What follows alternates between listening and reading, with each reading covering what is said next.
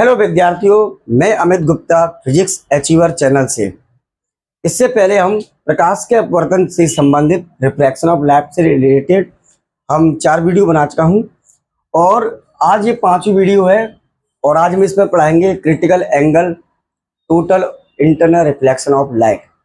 तो देखिए critical angle, मान लीजिए ये कोई एक तालाब है, ठीक है, और ये जो है तालाब में पानी भरा हुआ है। चलो थोड़ा सा और बड़ा बनाता हूँ, ठीक है।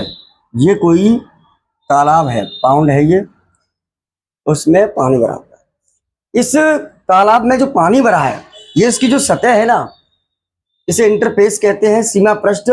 और इसके ये 2 मीडियम को सेपरेट करता है।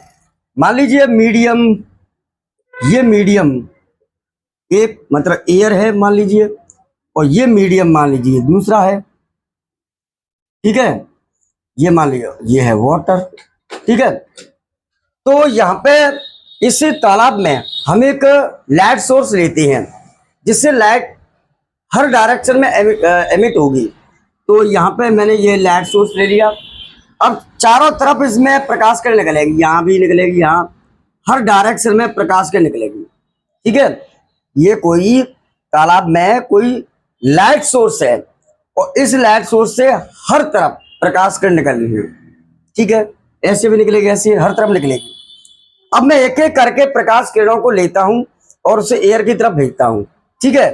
तो यहां जैसे मैंने प्रकाश किरण ली, तो ये प्रकाश किरण क्या होगा इससे पहले हम समझा चुका हूं कि सीमा पृष्ठ के परपेंडिकुलर को कोई लाइट जाती है, 2 मीडियम के सीमा पृष्ठ के परपेंडिकुलर, सीमा पृष्ठ के परपेंडिकुलर कोई लाइट अगर जाती है तो वो दूसरे मीडियम में वो लाइट डेविएट नहीं होती है, वो स्ट्रेट लाइन सीधी चली जाती है, उसका रिफ्लेक्शन नहीं होता, ठीक है।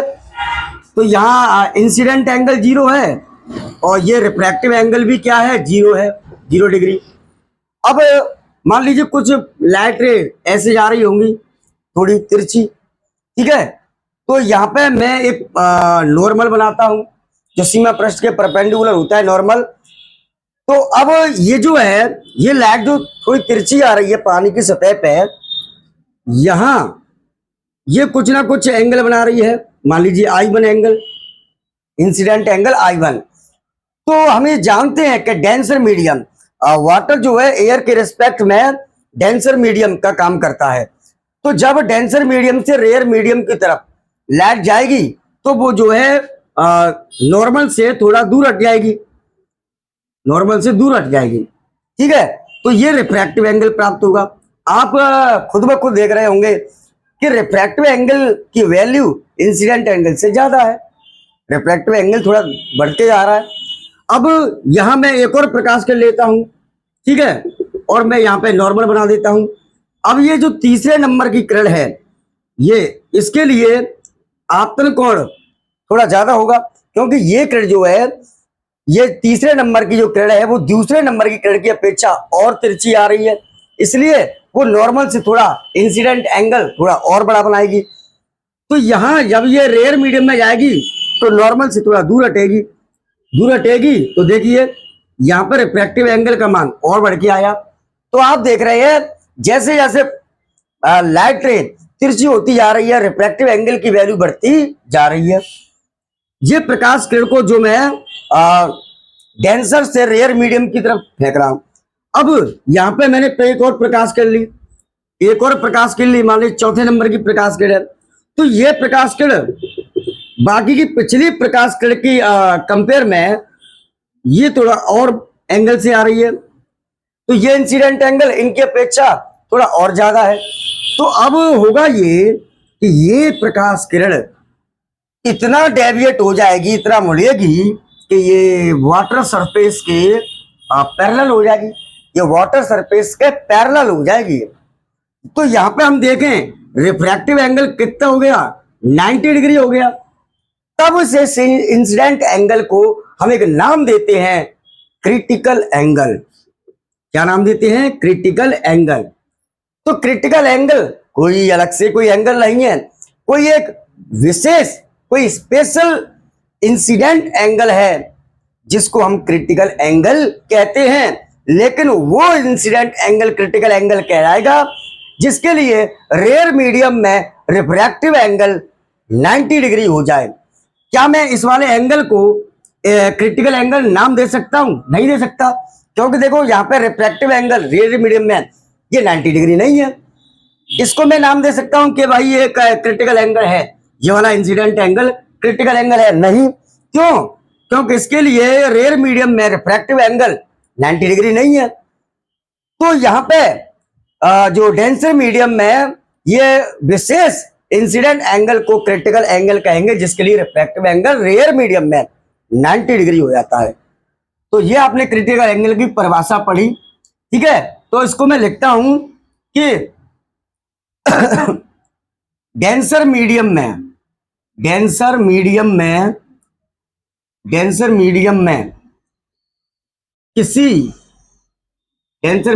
किसी लाइट रे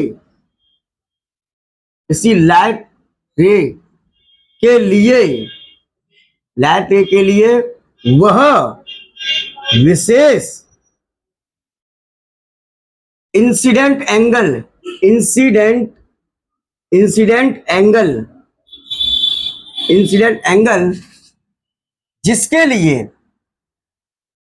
जिसके लिए ये डेंसर मीडियम है, जिसके लिए रेयर मीडियम में रिफ्रैक्टिव एंगल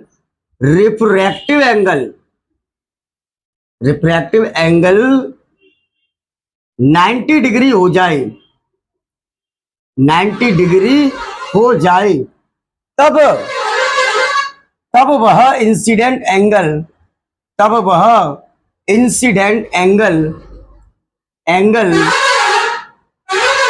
क्रिटिकल एंगल कहलाएगा।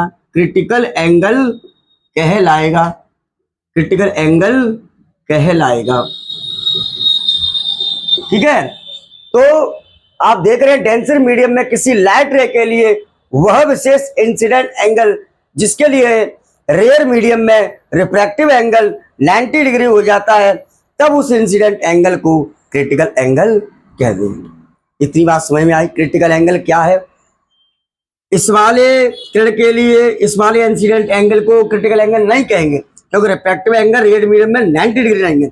इसको भी इसमें इंसिडेंट एंगल को भी क्रिटिकल एंगल नहीं कहेंगे क्योंकि इसके लिए रेयर मीडियम में रिफ्रैक्टिव एंगल 90 डिग्री नहीं है। इसको कहेंगे क्योंकि इसके लिए इस वाली लाइट रे के लिए रेयर मीडियम में रिफ्रैक्टिव एंगल कितना है? 90 डिग्री है। अब इसे क्रिटिकल एंगल कहेंगे। तो ये आपने समझा। अब इसके बाद हम समझते हैं एक फिनोमेना को जिसे हम कहते हैं total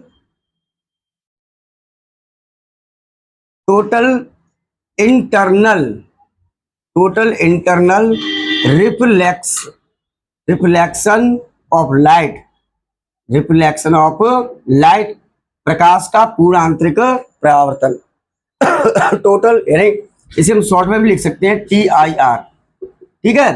total internal reflection of light, प्रकाश का पूर्ण आंतरिक परावर्तन, ये क्या होता है चलिए समझते हैं। तो देखिए यहाँ ये जो लाइट रे है और भी ऐसी कई किरणें होंगी जो और आगे जा रही होंगी और तिरछी आ रही होंगी पानी सतह पे। ये मान लीजिए ये 5वें नंबर की किरण है, ये 4थे नंबर की, ये तीसरी, ये दूसरी, ये पहली। तो ये वाली जो लाइट रे है ये और तिरछी गई है। तो यहाँ पे वाटर सरफेस पे ये प्रकाश किरण गई है। तो एक बात बताइए, ये जो एंगल होगा इंसिडेंट एंगल, मान लीजिए I4, तो ये से इंसिडेंट एंगल का जो वैल्यू होगा वो पिछले इंसिडेंट एंगल क्रिटिकल एंगल से क्या है? थोड़ा ज्यादा है। यानी इसका इंसिडेंट एंगल क्रिटिकल एंगल से क्या है? ज्यादा है। लाइट और तिरछी गई है। तो होगा ये कि ये जो लाइट रे है वो रेयर मीडियम में जाने के बजाय ये उसी डेंसर मीडियम में रिफ्लेक्ट हो जाएगी। डेंसर मीडियम में क्या हो जाएगी? रिफ्लेक्ट हो जाएगी। तो बड़ी अजीब बात है। अजीब बात यह है कि वाटर सरफेस यहां से लेकर यहां तक, यहां से लेकर के यहां तक का जो वाटर सरफेस है उस वाले रेंज में से प्रकाश किरणें बाहर निकल रही हैं, रेयर मीडियम की तरफ जा रही हैं। लेकिन इसके बाद ये जो लाइट रे जाएंगी वो जो है क्या हो जाएंगी, रिफ्लेक्ट हो जाएंगी। ये जो लाइट रे जाएंगी वो क्या हो जाएंगी, रिफ्लेक्ट हो जाएंगी। तो इनका क्या हो रहा है, रिफ्लेक्शन हो रहा है। तो ऐसा लगता है कि पानी के वाटर सरफेस, जो पानी की ये सतह है, वो एक मिरर की भांति काम कर रही है। जैसे मिरर के द्वारा लाइट रे का क्या होता है, रिफ्लेक्शन होता है, परावर्तन होता है। तो है वही वाटर सरफेस, यहां तक का वाटर सरफेस से प्रकाश किरणों का रिफ्लेक्शन हो रहा है, लेकिन इसके बाद जो वाटर सरफेस है उससे लाइट रे का रिफ्लेक्शन होने का रिफ्लेक्शन हो रहा है, परावर्तित हो रही है। तब ये फिनोमेना प्रकाश का पूरा आंतरिक परावर्तन, total internal reflection of light कहलाता है। कब होता है ये, तो ये तब होता है उस लाइट रे के लिए यहाँ पे, जैसे मैंने 5वें नंबर की जो लाइट बनाई है, तो ये जो प्रकाश किरण गई है, ये यहाँ पे ये प्रकाश किरण, तो डेंसर मीडियम में जब किसी प्रकाश किरण के लिए इंसिडेंट एंगल का मान क्रिटिकल एंगल से ज्यादा हो जाता है, तब वो लाइट रे रेयर मीडियम में जाने के बजाय उसी मीडियम में रिफ्लेक्ट हो जाती है। तब ये phenomena total internal reflection of light कहलाता है। मेरी बात समझ में आ रही है? कोई प्रकाश किरण का आपतन कोण डेंसर मीडियम में किसी प्रकाश किरण के लिए आपतन कोण का मान क्रांतिक कोण से ज्यादा हो जाए, तब वो प्रकाश किरण विरल माध्यम में जाने के बजाय उसी माध्यम में, सघन माध्यम में परावर्तित हो जाती है।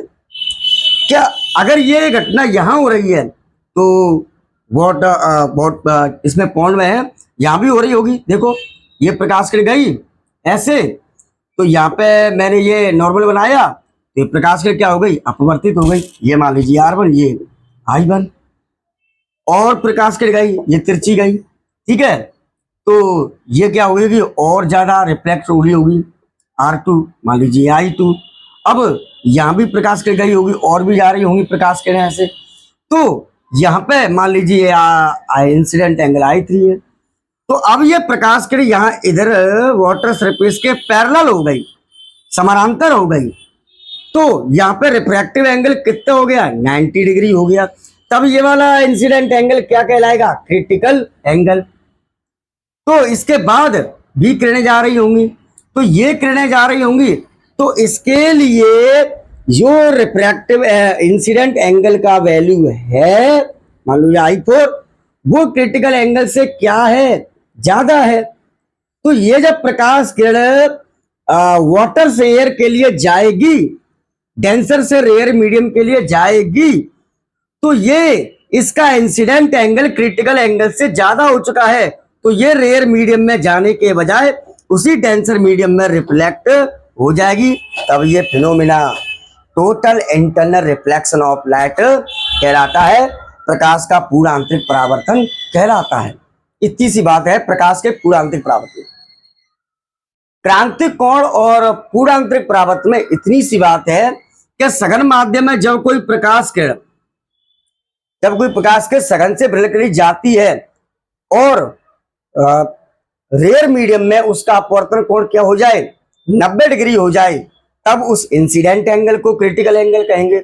जबकि टोटल इंटरनल रिफ्लेक्शन में क्या होता है कि जब किसी लाइट रे के लिए इंसिडेंट एंगल का वैल्यू क्रिटिकल एंगल से ज्यादा हो जाता है, तो ये लाइट रे रेयर मीडियम में जाने के बजाय उसी डेंसर मीडियम में रिफ्लेक्ट हो जाती है, परावर्तित हो जाती है। देखो ये प्रकाश किरण जा रही है, तो इसका इंसिडेंट एंगल डेंसर मीडियम में क्रिटिकल एंगल से ज्यादा है, तो ये प्रकाश के रेयर मीडियम में जाने के बजाय उसी मीडियम में लौट आती है। जैसे मान लीजिए एयर वाटर के लिए जो रिफ्लेक्टिव एंगल होता है, जो एक क्रिटिकल एंगल होता है, वो होता है तकरीबन 48 डिग्री होता है, 48 डिग्री।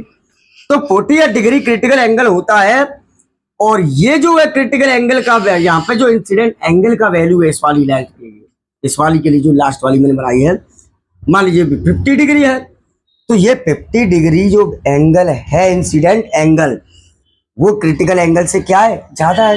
तो ये वाली लाइट रे उसी डेंसर मीडियम में रिफ्लेक्ट हो जाएगी, परावर्तित हो जाएगी। इस घटना को हम, इस फिनोमेना को हम प्रकाश का पूर्णांतरिक परावर्तन यानी total internal reflection of light कहते हैं। तो इसको हम लिख सकते हैं इसको हम लिख सकते हैं जब denser medium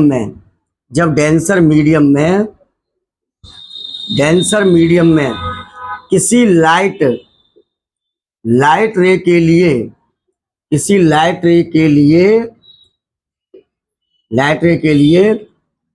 incident angle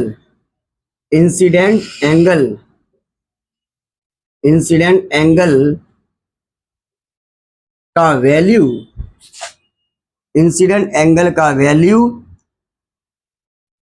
critical angle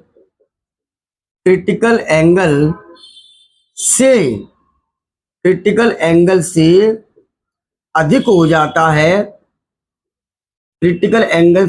हो जाता है, तो वह लाइट रे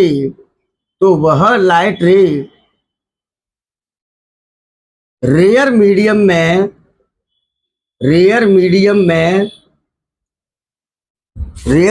में जाने के बजाय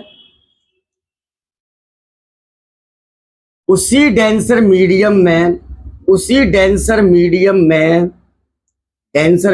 में रिफ्लेक्ट हो जाती है रिफ्लेक्ट हो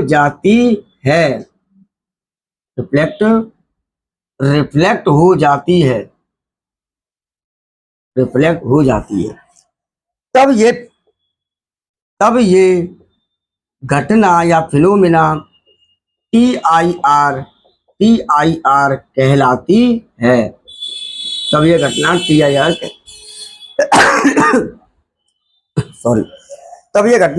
total internal reflection of light कहलाती है, प्रकाश का पूर्णांतरिक परावर्तन। पूरी बात समझ में आई यहाँ तक? ठीक है, तो आप इसको नोट कर लें। ठीक है, अब इसको थोड़ा आगे और बढ़ाते हैं। ठीक है, अच्छा एक बात इसमें और देखिए कि यहाँ पे जो लाइट रेज आ रही है, आप देख रहे हैं कि इसके बाद की किरणें सब क्या हो जाएंगी, ये सब लौट आएंगी, डेंसर मीडियम में लौट आएंगी। तो ये हिस्सा, ये वाटर सरफेस मिरर की भांति काम कर रहा है, इससे तो प्रकाश किरणें बाहर आ ही नहीं पा रही हैं। ठीक है, तो यहाँ पे हो रहा है ये कि ये जो है यहां से लेकर यहां तक, ये यहां और ये इतना जो एरिया है वाटर सरफेस का, इतना एरिया से प्रकाश किरणें बाहर निकल रही हैं, लेकिन इसके बाद का जो वाटर सरफेस है उससे प्रकाश किरणें अंदर के अंदर लौट रही हैं। तो एक तरह का कौन बन जाता है, शंक्वाकार क्षेत्र बन जाता है। बात समझ में आ रही है? कॉनिकल एरिया बन जाता है।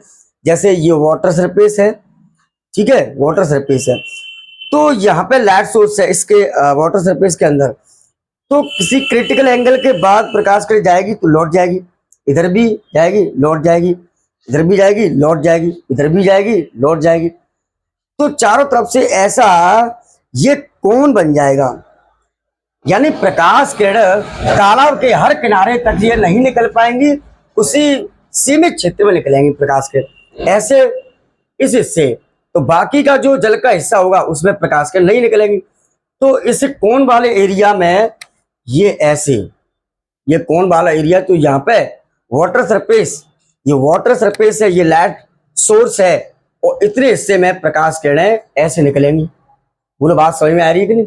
ऐसे, और बाकी की जो इसके बाद की जो लाइट है वो सब रिफ्लेक्ट हो जाएंगी, वापस पानी में लौट आएंगी।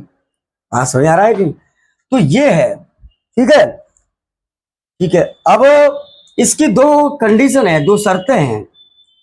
दो शर्तें क्या है TIR की, total internal reflection of light, प्रकाश के पूर्वांतरिक परावर्तन की घटना को आप देखना चाहते हैं, एक्सपेरिमेंट करना चाहते हैं, जायजा करना चाहते हैं, तो आप इसको देख सकते हैं।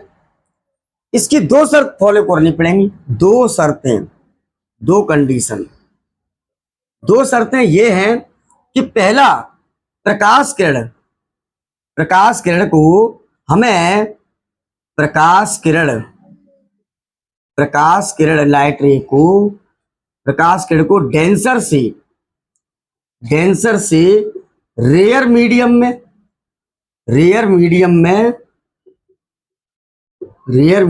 फेंका जाना चाहिए। प्रकाश किरण को डेंसर से रेयर मीडियम में फेंकाना चाहिए। दूसरा बात, जो इंसिडेंट एंगल का वैल्यू है वो क्रिटिकल एंगल से अधिक होना चाहिए। यानी डेंसर मीडियम में आपतन कोण का मान क्रांतिक कोण से ज्यादा होगा, तभी आप प्रकाश के पूर्वांतिक परावर्तनिक घटना के दर्शन कर पाएंगे। आप बात समझ में आ रही है? जैसे मान लीजिए हमारे पास एक लेजर लाइट है अच्छी, जिससे बीम ऑफ लाइट प्रकाश किरण बनी हुई निकलती है पैरेलल, ठीक है, जिसकी इंटेंसिटी खूब अच्छी हो, ठीक है। अब हम मान लीजिए स्विमिंग पूल में हम अंदर की तरफ वाटर प्रूफ लेयर लाइट है, मान लो खराब नहीं है, तो ये लेयर लाइट को हम, ये वाटर सरफेस है, ये वाटर सरफेस है। अब इस लाइट को हम इसके लिए वाटर और एयर के लिए क्रिटिकल एंगल 48 डिग्री होता है। एयर वाटर के लिए क्रिटिकल एंगल 48 डिग्री होता है। तो ये मान लीजिए वाटर सरफेस है, ये वाटर सरफेस, हम स्विमिंग पूल के अंदर से लाइट रे को गिरा रहे हैं, तो ये वाली किरण तो सीधे सीधे निकल जाएगी, क्योंकि ये तो वाटर सरफेस के परपेंडिकुलर जा रही है, सीधी निकल गई। अब हम इसको थोड़ा एंगल बढ़ाएं वाटर सरफेस पे। अब मैंने इसको एंगल को बढ़ाया हल्का सा, तो मान लीजिए ये लाइट जाएगी तो कुछ ना कुछ मान लीजिए 20 डिग्री का इंसिडेंट एंगल बना रही है वाटर सरफेस पे, तो ये वाली लाइट हमें नीचे तली में दिखाई नहीं देगी, स्विमिंग पूल के तली में, तो सीधे निकल जाएगी। लेकिन जब मैं एंगल को, क्योंकि क्रिटिकल एंगल वाटर एयर के लिए क्या है 48 डिग्री, तो अगर मैं ऐसे करूंगा, मान लीजिए 50 डिग्री पे मैंने कर दिया, 50 डिग्री इंसिडेंट एंगल, तो ये लाइट जो है वाटर सरफेस पे 50 डिग्री एंगल बना रही है इंसिडेंट एंगल। तो ये वाली लाइट रे जिसका इंसिडेंट एंगल 50 डिग्री है, जो क्रिटिकल एंगल 48 डिग्री से ज्यादा है, वो लाइट रे एयर में जाने की बजाय उसी डेंसर मीडियम में लौट जाएगी। तो मुझे स्विमिंग पूल की तली में लाइट का बिंदु नजर आएगा, जबकि अगर मैं इंसिडेंट एंगल कम करता हूं तो मुझे तली में प्रकाश का बिंदु नजर नहीं आएगा। और जब इंसिडेंट एंगल को क्रिटिकल एंगल से ज्यादा कर देता हूं तो मुझे तली में जो है चमक दिखाई देगी, यानी वो लाइट गई और वो लाइट क्या हुई, लौट गई। तो वो क्या है, total internal reflection of light. तो उसमें दो कंडीशन है, लाइट रे को कहां से कहां पे फेंक रहे हैं आप, वाटर से एयर में, मतलब डेंसर से रेयर में फेंकना है। और दूसरा, आपने एंगल कितना किया, कितना होता है वाटर एयर के लिए क्रिटिकल एंगल 48 डिग्री, आपने एंगल कितना किया 50 डिग्री इंसिडेंट एंगल, तब आपको लाइट जो है उसी तली में दिखाई देगी वाटर में, ठीक है। तो ये है, इसकी दो शर्तों को फॉलो करना होता है। प्रकाश के को डेंसर से रेयर मीडियम में फेंका जाना चाहिए और इंसिडेंट एंगल का वैल्यू क्रिटिकल एंगल से ज्यादा होना चाहिए, ठीक है। अब देखते हैं आगे, चलिए देखते हैं आगे। और अब मैं कुछ एक क्वेश्चन देता हूं ताकि ये आपके दिमाग पे बना रहे कि हाँ भाई इसकी दो शर्तें ये वाली हैं, ठीक है। मान लीजिए कुछ क्वेश्चन ये है कि निम्न में किन मीडियम में टोटल इंटरनल रिफ्लेक्शन पॉसिबल होगा, किन मीडियम के लिए। तो जैसे हम ये देखें TIR संभव होगा, तो देखिए जैसे मैंने पहला ऑप्शन दिया, मान लीजिए एयर से मैं वाटर की तरफ फेंक रहा हूं, या दूसरा मैंने लिया मान लीजिए वाटर से गिलास की तरफ फेंक रहा हूं मैं प्रकाश किरण को, ठीक है। मान लीजिए तीसरा लिया मैंने, तो मान लीजिए गिलास से मैंने कांच से एयर की तरफ, वायु की तरफ। चौथा ऑप्शन लिया, मान लीजिए मैंने गिलास से वाटर की तरफ प्रकाश किरण को फेंका, ठीक है, वाटर की तरफ। मान लीजिए डायमंड से मैंने वाटर की तरफ प्रकाश किरण फेंकी, या अगला ऑप्शन जैसे वाटर से मैंने डायमंड की तरफ प्रकाश किरण फेंकी, ठीक है, या मान लीजिए डायमंड से मैंने जो है प्रकाश किरण गिलास की तरफ फेंकी, ठीक है, या आप जैसे आठवां ऑप्शन देख सकते हैं, गिलास से मैंने डायमंड की तरफ प्रकाश किरण फेंकी। अब देखते हैं, देखिए मेरी बात समझा, यानी प्रकाश का पूर्णांक परावर्तन कब संभव होगा। आपको ये दिमाग में बैठ जाना चाहिए कि प्रकाश किरण को किस मीडियम की तरफ फेंकें। अगर हवा से जल की तरफ फेंकेंगे, एयर से वाटर, तो ये रेयर है, ये डेंसर मीडियम है, जल हवा की अपेक्षा डेंसर है, सघन है, तो विरल से सघन की तरफ फेंकेंगे, नहीं होगा प्रकाश का पूर्णांतरिक परावर्तन।